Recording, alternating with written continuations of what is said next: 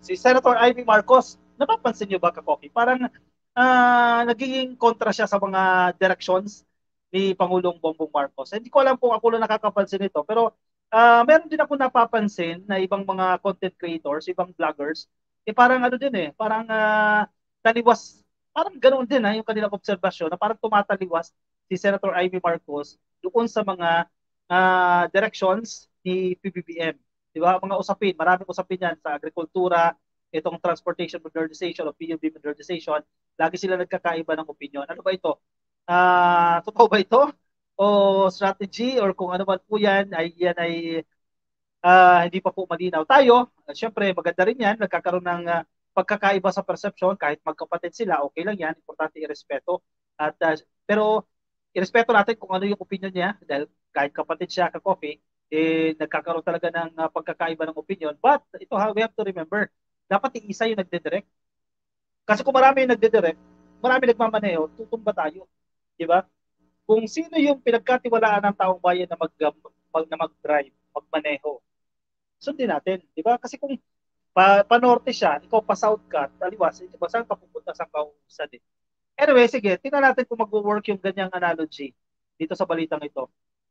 Maawa naman sa drivers, IB appeals versus deadly deadline for PUB modernization. Ito, mahirap na usapin din ito, Kobe. Marami ka rin dapat balansehin dito sa usapin na ito, itong PUB modernization na matagal na ito. 5 years, 7 years nang pinag-uusapan dahil sa safety issues ng mga sasakyan, etc. So, tingnan natin. Ano yung pinupunto dito ni Senator Amy Marcos?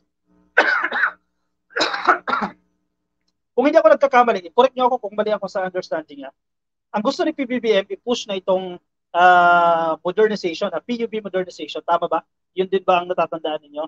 Ang alam ko, yun ang gusto ng presidente, na i-push na yan kasi maraming benepisyo ang pwedeng dalhin yan generally, no? Hindi lang sa ilang grupo, kundi sa pangkalahatan. So yun yung pinaka-direksyon. And syempre, ang mga concerned agencies naman dyan, let's say LTFRB, syempre nakadepende rin naman yan, DOTR in particular, sa direksyon na gusto ng ating presidente. Siyempre, every Tuesday may cabinet meeting yan, pinag-uusapan ito Most pressing issue ito, one of the most pressing issue itong PUB modernization. Pero sa kabilang side naman, may nagsasabi na may papel din kasi yung media at ng ilang grupo na hina-highlight na dapat hindi. Diba? Na kung titingnan mo, papabor to sa majority pero ang nabibigyan ng emphasis, nabibigyan ng highlight, yung negatibong epekto ng isang programa. Anyway, tingnan natin. Sige, ilagay nyo ang inyong opinion dyan ka coffee, no? Balansehin natin yan. Pabor kayo o hindi. Sige, comment dyan sa ating comment section. Senator Amy Marcos countered her brother, President Ferdinand Marcos Jr.'s position to stick to the December 31, 2023 deadline for the Public Utility Vehicle o itong PUV Modernization Program. Hindi ito yung unang beses na nagko-contradict si Senator Amy Marcos sa direksyon ng kanyang kapatid o sa opinion na gusto mangyari ng kanyang kapatid. Senator Marcos on Thursday, December 28, branded as deadly the deadline imposed by the Department of Transportation o DOTR at ng LTFRB for drivers and operators to consolidate into cooperatives. Kasi yan yung nakikitang tingin, yan yung nakikitang direksyon ng DOTR at ng LTFRB, yung consolidation. At maging miyembro, maging bahagi ng cooperative para makapag-avail nito mga loan programs para sa mga apektadong jeep. Nananawagan ako sa DOTR na bawiin na ang mga deadly deadline ng programang PUB modernization na mula 2017 ay hindi naman nasusunod. Teka, medyo nag-contradict dito ha. 2017 pa hindi nasunod. Pero ngayon, kung hindi mo ipapatupad, hindi ulit masusunod. 18, 19, 20, 21, 23. 6 years na ito, kakopi na pinag-uusapan. Bago mag-2017 na, sulong na yan. Ilang taon na po pinag-uusapan ito. With a strike by jeepney drivers opposed to the program spoiling the holiday season, Marcos called on parties to go back to the drawing board to come up with a modernization program acceptable for all. So ang gusto ni Senator Amy Marcos dito, balik tayo sa step 1. Balik tayo sa drawing board, planuhin para wala mga apektado dito. Maliwanag na kailangan bumalik sa malawakang pulong-pulong at pagkonsulta sa lahat ng operator, driver at commuters. According dito kay Senator Marcos, the senator slammed the transportation agencies for threatening drivers and operators with deadlines. Tigilan na ng LTO at ng DOTR yung pananakot sa deadline, suspension at pagbawi ng prangkisa.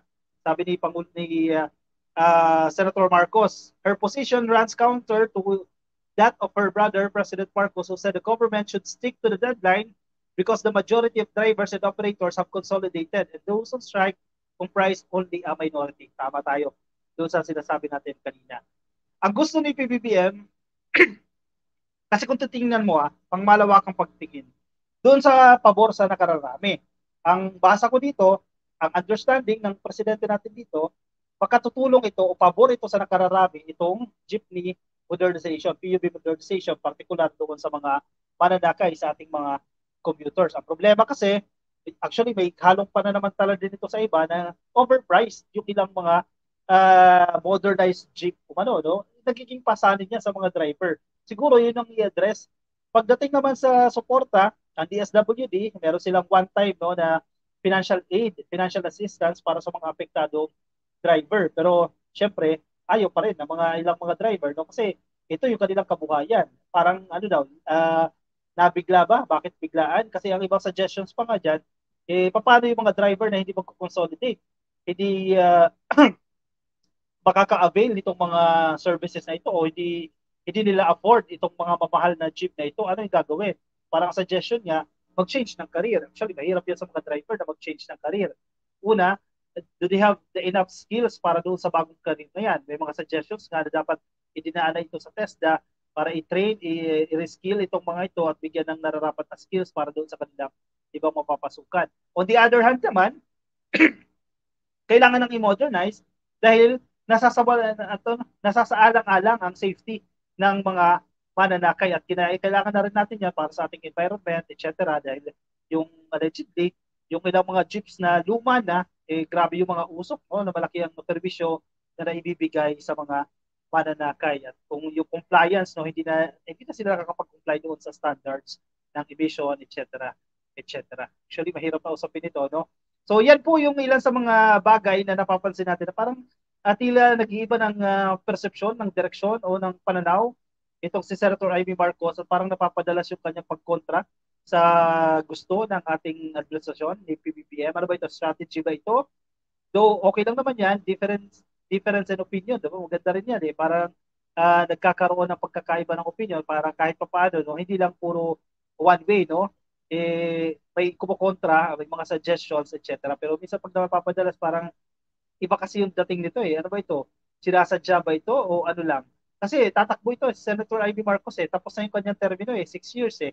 Patapos na yan. Actually, nag-iikot na nga ito eh sa iba't ibang lugar. So, ang question ngayon, o ang mga chismis ngayon, tatakbo ito sa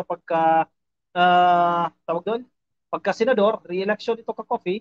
O tama ba? Pwede pa siyang magpa-re-elect o tapos na? Pahinga muna siya. O parang pahinga muna, no? Ang mga chismis pa, itatakbo raw ito sa pagka mayor ng Maynila. Totoo ba yun? Chismis pa rin na Coffee. Yung mga haka-haka pa lang naman yan. Yung mga naririnig-rinig natin. Freddy Eric Abinado, katulad mo rin ka Coffee, bulag ka. Hindi mo nakikita ang mali ni PBBM, di ba? Ganoon lang yun. I-topic mo naman ang pulburon. Bakit ko ito-topic ang pulburon? Wala akong alam dun sa pulburon. Ano ba yung pulburon na sinasabi nyo? Kung totoo yung pulburon na yan, ilabas ninyo, di ba? At saka bakit ko siya ito-topic? Hindi yun yung peg ko eh. Di ba? Hindi valid ang sinasabi ni Roque kasi nababanggit niya ang salitang daw, di umano ayon sa bukwit. Sa madaling salita, chismis lang yan. Posible, no? Even the Malacanang, no? Even the Palace, hindi po sila nagbibigay pa ng clarificatory o paglilinaw dito sa splook na ito ni Harry Roque. Hindi kasi Marcos si Ivy, Duterte siya. Intima Fibo. Possible, no? Good afternoon, ka-coffee, Susana. Hello po sa inyo. Oy, si Ana Oliverio at Ana, happy viewing po sa inyo. Nandiyan po sa Facebook. Oy, see you sa April. Saan magkita tayo dyan sa Leyte, no? Jules Katoy, shoutout po sa inyo kay Delia Fresnosa, masarap yung pulburon ng Goldilocks. Oh, mabubusog ka. Hindi ko maintindihan itong mga pulburon na kung ano nung sinasabi mga pulburon, di ba? Oy, at Ivanji Yannick, nasa Germany. Happy viewing po sa inyo. Rostica Refuerzo, shoutout din po sa inyo. LG Ginalawak, happy viewing din po sa inyo. Kay Beth Mamarilson, shoutout din po sa inyo. Uy, si Jackie Anderson, nagbigay sa atin ng stars. Sir Jackie Anderson, maraming salamat sa iyong pastar. Pompeo Aquino, shoutout din po kay Remedios Ramos, kay Treblik Sortet, kay Turing Dumlao, Bernie Bagatcholon, happy viewing po sa inyo. Nakikinig sa atin dyan sa Facebook. Ayan, for Sin City, puro kayo pulburon, ipatukhang nyo na lang, nag-aakusa, wala namang matibay na ebidensya. Correct. For Sin City. Ano ba kasi ang pulburon na yan? Diba? Ilabas nyo, kung may video kayo na may pulburon, ano man yan, ilabas nyo, hindi yung sinisira nyo yung tao. Felipe, ikaw na lang ang tumakbo hanggang langit ang pagkurap mo. Anyway, sige. Ako'y magpapaalam na sa inyo. Ang sabi ni the biktima, may pumasok na alagad ni Hita doon nga, nandito nakikinig sa atin. Let's talk vlogs! Kumusta, ma'am? Ay, doon ka sa korte magreklamo, wag dito, walang maniniwala sa iyo, patutsyada mo. Lumang tugtugin na yan.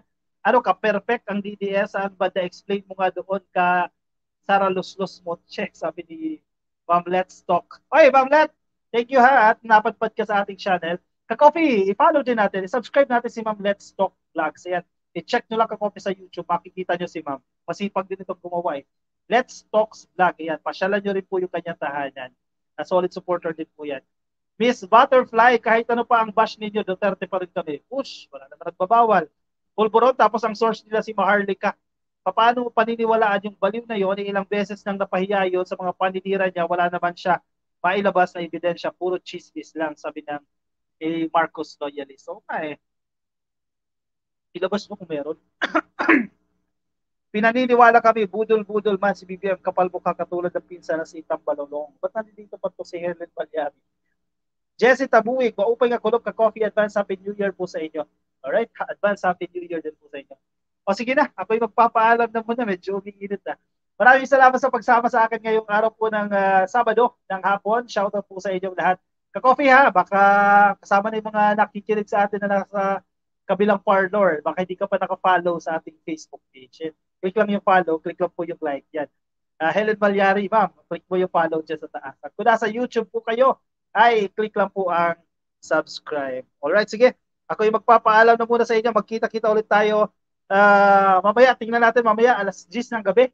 Makapag-live stream tayo mamayang gabi ka-coffee. No? Ang tabayanan niyo po yan. Maraming salamat po sa pagsama sa akin. Ingat po kayo ha. Nasaan man po kayong panig ng daigdig. Paalam ka-coffee.